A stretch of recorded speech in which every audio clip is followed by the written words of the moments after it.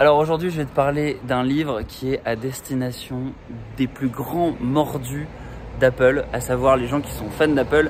Et c'est un livre qui s'appelle Inside Apple, pour comprendre en gros l'entreprise, comprendre comment elle a créé ses différents produits. Il y a un point particulier dans ce livre, c'est qu'en fait c'est une boîte qui a réussi à créer des buzz incroyables autour de l'iPhone. Par exemple, on se souvient tous des queues interminables au moment de la sortie de l'iPhone. Et donc ce livre Inside Apple, c'est justement les coulisses. Comment est-ce qu'ils ont réussi à créer ce momentum, cet effet un peu de extra fan autour de produits.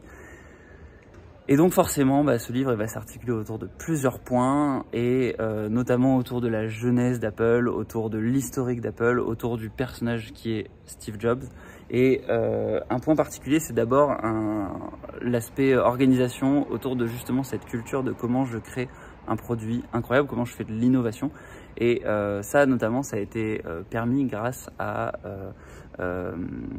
une culture du secret, un peu à la Disney. Steve Jobs, il faut savoir qu'il était fan de Disney, et ce qu'il a mis en place, c'est des systèmes où les gens sont très motivés à créer des produits incroyables et des sous-produits incroyables qui vont répondre à une espèce de quête du produit parfait. Et donc, tu avais des espèces de murs, tu avais plein de dispositifs pour ne pas être au courant de ce que l'autre équipe était en train de faire. Et ça, c'est quelque chose qui était très très fort dans la culture d'Apple et qui est très détaillé dans le livre. Ensuite, tu as un autre aspect, c'est ce qu'a fait Steve Jobs quand il est revenu après avoir été viré d'Apple. Quand il est revenu après Pixar, c'est la réorganisation d'Apple. Et ça, il a réussi quelque part à créer quelque chose d'incroyable autour du Macintosh. Et ça, ce qu'il a fait, c'est tout simplement recentrer l'entreprise autour de 2 ou 3 offres phares. Et en gros, l'entreprise, elle était en train de se diversifier beaucoup trop. Elle faisait des imprimantes, elle faisait plein de produits différents. Et lui, ce qu'il a fait, c'est qu'il a mis les équipes en concurrence et il a décidé de donner le budget et d'allouer le budget à l'équipe qui marchait le mieux. Et donc ça, si tu veux, c'est une leçon intéressante. C'est que tu sois cadre, salarié ou entrepreneur, ton énergie, il faut la focus sur quelques projets et 2 ou 3 projets maximal. Quand tu vas dans un restaurant, on te propose en général un panel de plats et d'entrées. Il n'y en a que 4-5. S'il y en a trop, tu es noyé dans le choix et tu n'arrives pas à choisir. Et ça, quelque part, trop de choix tue le choix. C'est un peu la leçon de Steve Jobs sur les produits. Et c'est ça qui fait que quelque part, il a réussi à faire perdurer une série de produits qui sont iconiques, comme l'iPhone, l'iPad, le MacBook, le MacBook Air, etc. Voilà, donc c'est un livre où vraiment les fans peuvent découvrir des tas de choses sur l'histoire de Steve Jobs, comment il a créé tout ça.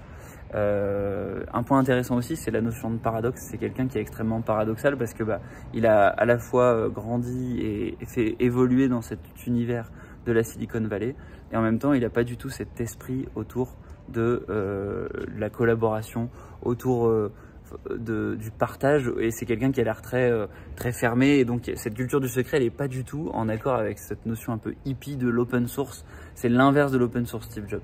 Et donc ça, c'est un premier paradoxe. Ensuite, il y a le paradoxe qu'il y a des tas de gens qui l'aiment, et puis lui, il a l'air détestable en fait. C'est quelqu'un qui traîne cette image-là. D'ailleurs, il y a des tas d'histoires qui prouvent cela. Par exemple, à un moment donné, il n'était pas d'accord pour travailler sur les disques durs. Il voulait tout passer en SSD.